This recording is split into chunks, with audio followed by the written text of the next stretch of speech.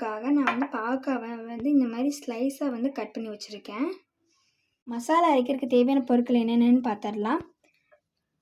நிலக்கடலை வந்து 1 ஸ்பூன், உளுந்து 1 ஸ்பூன், கடலைப்பருப்பு 1 ஸ்பூன், மல்லி 1 ஸ்பூன், ஜீரகம் 1 ஸ்பூன், வெந்தயம் 1/2 ஸ்பூன். அப்புறம் பார்த்திங்கன்னா காஞ்ச வரமிளகா பார்த்திங்கன்னா 3 எடுத்திருக்கேன். உங்களுக்கு காரத்துக்கு ஏற்ற மாதிரி நீங்கள் எடுத்துக்கோங்க.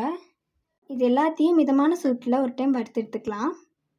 பற்ற வச்சுட்டு இது எல்லாத்தையும் மிதமான சூட்டில் வந்து வறுத்து எடுத்துக்கலாம்.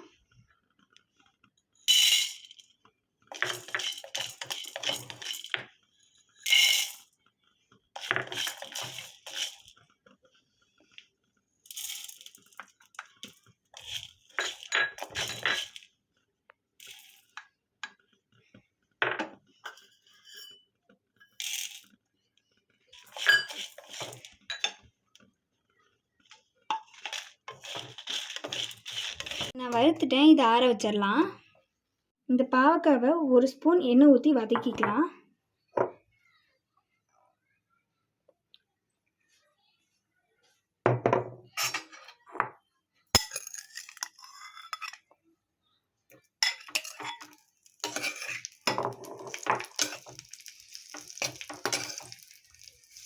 இது வதங்கிருச்சு. இதை அதே பவுலில் மாற்றிக்கலாம். இதே சட்டியில் 2 ஸ்பூன் எண்ணெய் ஊற்றி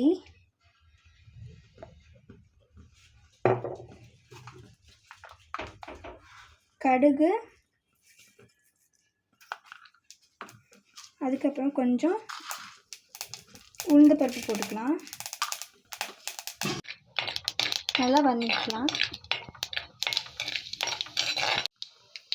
ஒரு வெங்காயத்தை இந்த மாதிரி நறுக்கி வச்சுருக்கு. இதை ஆட் பண்ணிக்கலாம்.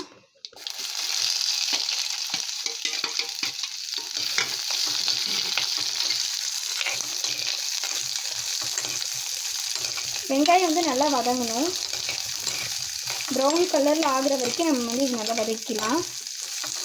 வெங்காயம் பார்த்திங்கன்னா நல்லா வதங்கிருச்சு. இது கூட கருவேப்பிலை வந்து ஆட் பண்ணிக்கிறேன்.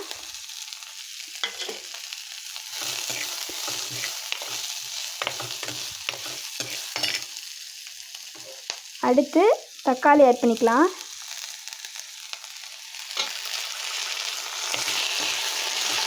இது எல்லாமே நல்லா வதங்கணும்.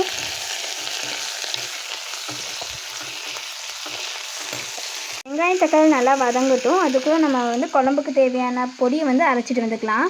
நான் வந்து குழம்புக்கு தேவையான பொடியை வந்து அரைச்சிட்டேன். நான் கொஞ்சம் புளியை வந்து ஊற வச்சு எடுத்திருக்கேன். வெங்காய தக்காளி வந்து நல்லாவே வதங்கிருச்சு. இது கூட நான் வந்து 1/2 ஸ்பூன் வந்து மஞ்சள்தூள் சேர்த்துக்கிறேன். அது கூட நம்ம வந்து அரைச்சி வச்ச பொடியும் சேர்த்துக்கலாம்.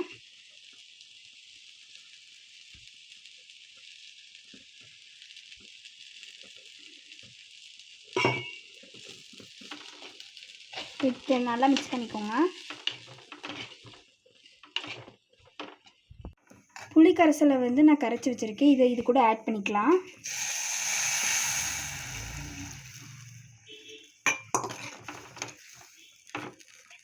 இதை நல்லா மிக்ஸ் பண்ணிக்கலாம்.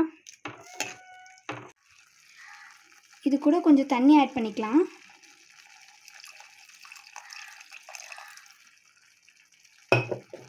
அது கூட தேவையான அளவு உப்பு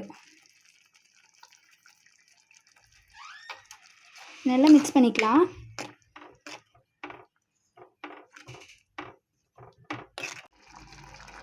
குழம்பு வந்து 2 கொதி கொதிச்சிருச்சு. இது கூட நம்ம பாவக்காய் வந்து ஆட் பண்ணிக்கலாம்.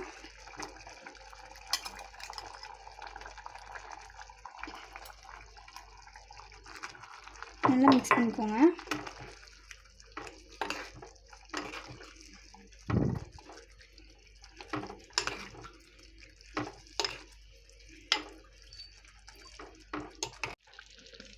இது இப்போ மூடி போட்டு மூடி வச்சிடலாம்.